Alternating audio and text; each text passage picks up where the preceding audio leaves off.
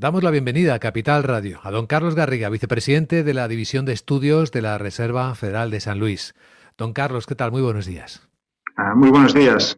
Hablamos habitualmente mucho de cuándo van a bajar los tipos de interés, de cuándo la inflación va a permitir que esos descensos empiecen a aplicarse, el momento del año, la velocidad, pero hoy me gustaría cambiar la forma de empezar y es fijándonos en otro trabajo esencial, importantísimo que están realizando los bancos centrales en Estados Unidos, que es la reducción del balance. Nominalmente es un trabajo que debería estar haciéndose ya después de la expansión que produjo el cuidado de la economía tras el COVID. Pero de momento los niveles siguen muy altos y desde luego muy lejos de los que había antes del COVID. Vimos que en alguna ocasión, como cuando saltó la crisis de los bancos regionales, incluso fue una herramienta que se retomó con nuevas inyecciones que dieron apoyo financiero al mercado. Pero ahora, ¿cómo nos aproximamos a ese momento y a qué ritmo de reducción del balance y qué impacto puede tener en el mercado? ¿Le preocupará esto mucho a los bancos?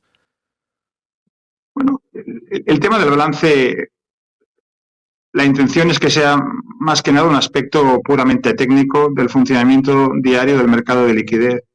Entonces, obviamente con la expansión, el balance creció de una forma desproporcionada para combatir la pandemia y el objetivo siempre ha sido claro, en el cual queríamos que la gente entendiera que la herramienta y el instrumento principal de política monetaria, la tasa de interés, ajustar el balance era una cosa que iba a pasar aquello en la trastienda y el objetivo, en cierta forma, era dejar que el balance se moviera en una dirección más normal, en consonancia con el tamaño de la economía.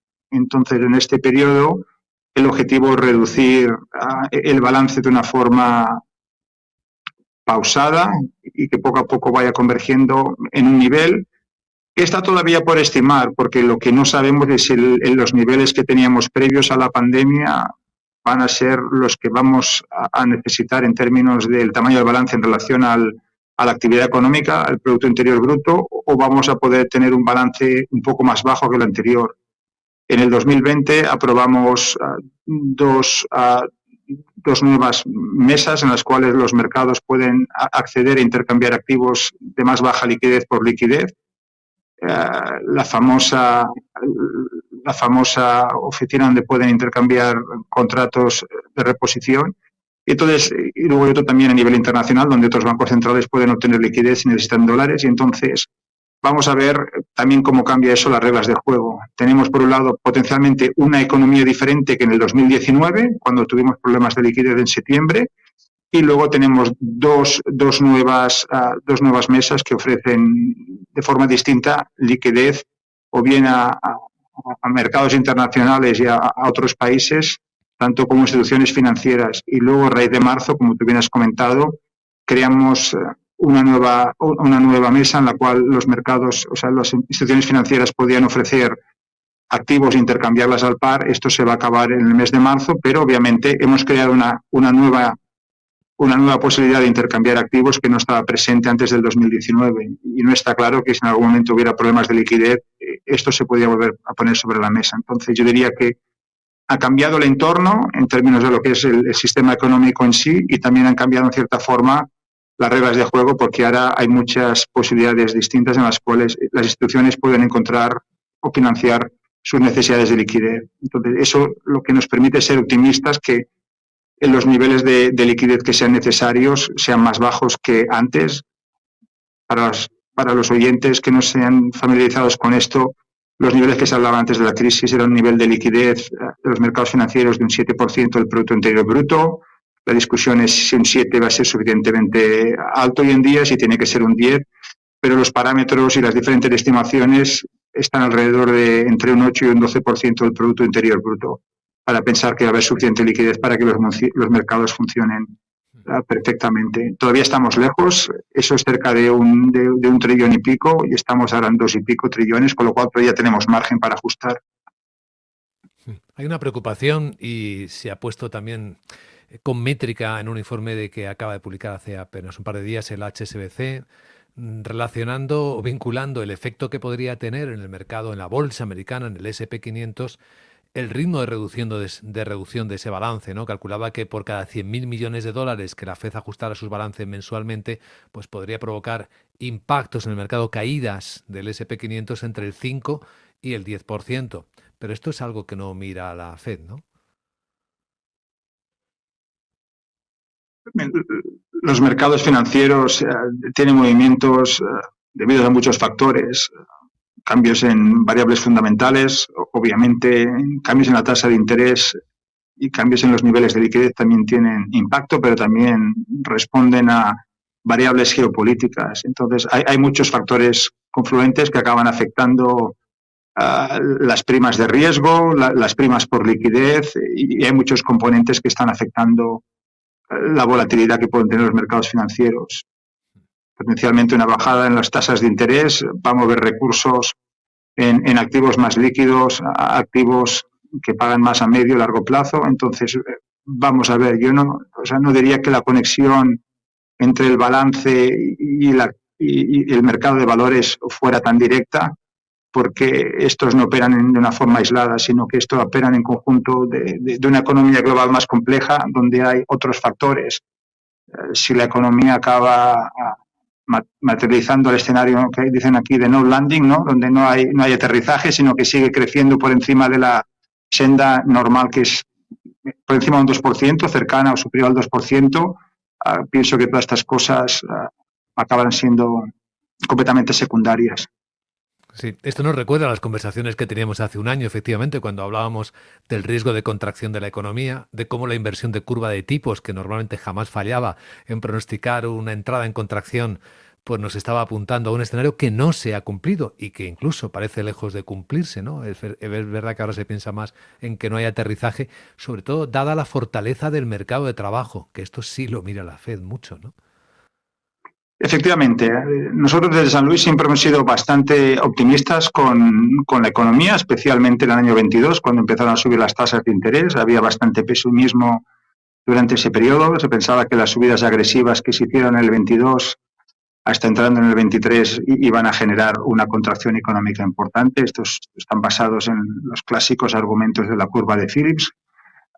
Pero esto no se ha materializado. Nosotros no pensamos que esto sea el modelo más útil para pensar en situaciones como la actual. Y luego, cuando llegó el marzo del año pasado, cuando hubo la crisis financiera con 2 o 3 instituciones, también se pensaba que eso iba a liderar una crisis financiera. Obviamente, la Reserva Federal reacciona muy rápido, generando una nueva mesa para proveer liquidez a las instituciones de tamaño medio y las grandes, y básicamente mitigó los problemas de pánicos bancarios, y los niveles de supervisión crecieron y pensamos que el sistema financiero está en una situación correcta. Muchas de estas cosas se derivaban de mantener activos que tenían una tasa de interés que era inferior a la que estaban pagando las inversiones a corto plazo, pero esos tenían una duración relativamente corta, y entonces yo creo que todo esto está pasado y hemos conseguido pues evitar la esperada recesión asociada a la subida de tipos del 2022 y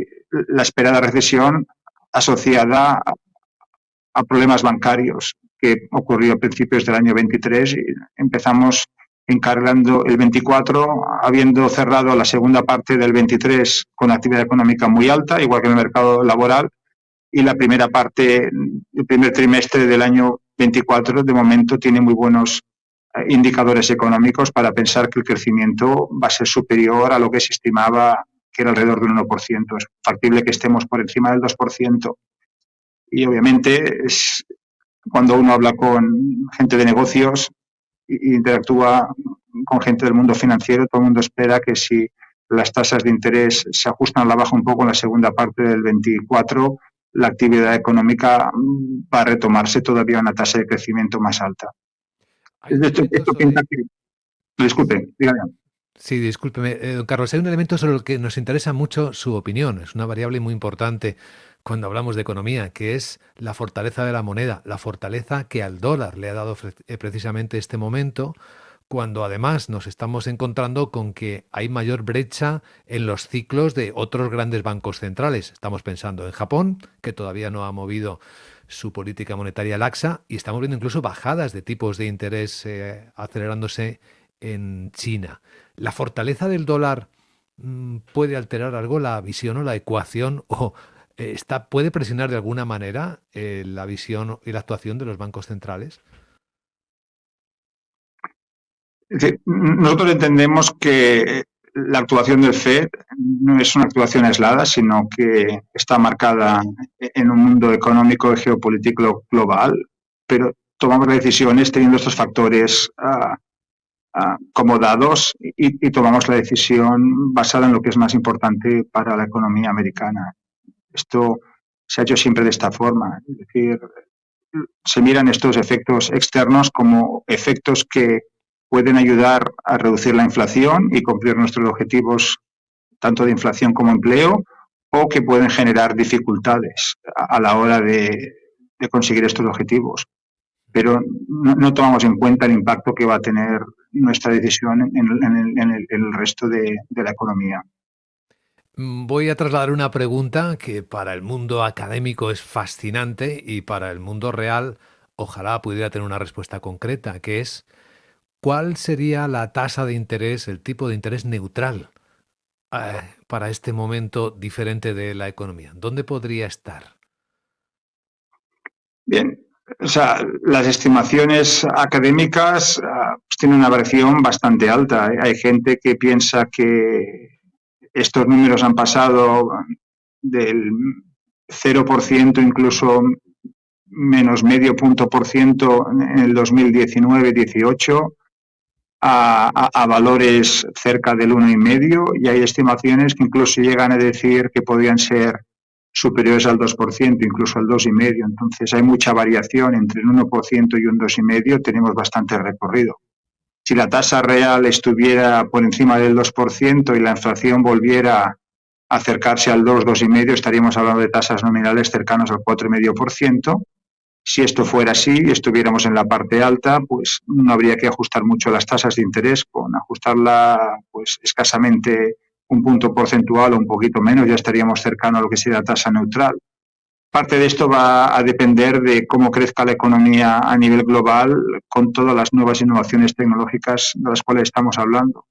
Si la inteligencia artificial y la nueva forma de producir nos da un salto cualitativo como el que tuvimos en la segunda parte de los 90, podríamos hablar de una tasa neutral con un crecimiento y una rentabilidad pues cercana a valores de un 2%, incluso puede llegar a un 3%, y volvíamos a vivir en un entorno en los cuales tasas de interés nominales por encima de un 4% no serían anormales. Hemos vivido ya un periodo como este y no es inimaginable que estemos en un escenario parecido. ¿Cuál es el límite de este crecimiento? Pues es una cosa que estamos todos explorando e intentando entender, pero sí que estamos potencialmente a la cúspide de un salto tecnológico muy cualitativo con todas estas nuevas tecnologías y realmente van a cambiar no solo la forma en la cual trabajamos, sino que van a crear un mercado de trabajo y un mercado de producción completamente distinto. Y en cualquier caso, Una esto lo que última nos pregunta subiría que es no la me tasa resisto a esta. hacerle, don Carlos Garriga. Cada vez que es año electoral en Estados Unidos, pues hay estadísticas que corroboran cierto comportamiento esperado. Esta variable del cambio, del potencial cambio electoral en Estados Unidos, ¿es también un elemento de influencia en las decisiones de la Fed? Nosotros siempre tomamos las decisiones mirando la totalidad de datos económicos y tomamos la decisión que es mejor para la economía, según nuestro diagnóstico. Los factores políticos ah, son factores externos que están fuera de nuestro control y no influencian para nada las decisiones. Sí que es cierto de que cada año electoral hay mucha especulación mirando datos históricos, cuántas veces el FED ha movido la tasa de interés o para arriba o para abajo en año electoral, sobre todo en la segunda parte del año, en el mes de septiembre, incluso en el mes de noviembre, justo antes de las elecciones, y esto especula en una dirección y otra. Yo diría que todos estos análisis pueden mostrar ciertas correlaciones, pero al final la causalidad es nula. Es decir, las decisiones económicas se toman puramente basado en la totalidad de los datos económicos, tanto de la inflación como el mercado laboral, como el crecimiento económico, datos de inversión, es decir, mirando un análisis completo sin tener en cuenta si es calendario electoral o no calendario electoral.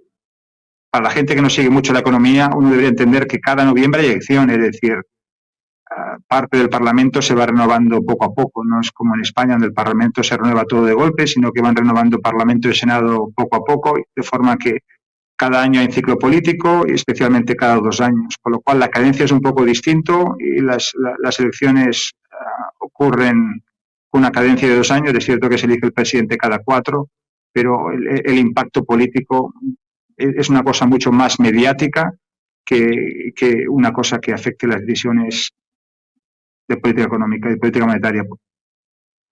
Muy bien. Carlos Garriga, vicepresidente de la División de Estudios de la Reserva Federal de San Luis. Gracias por compartir su visión en Capital Radio. Le deseamos un buen día, como siempre. Muchas gracias. Un saludo desde Estados Unidos.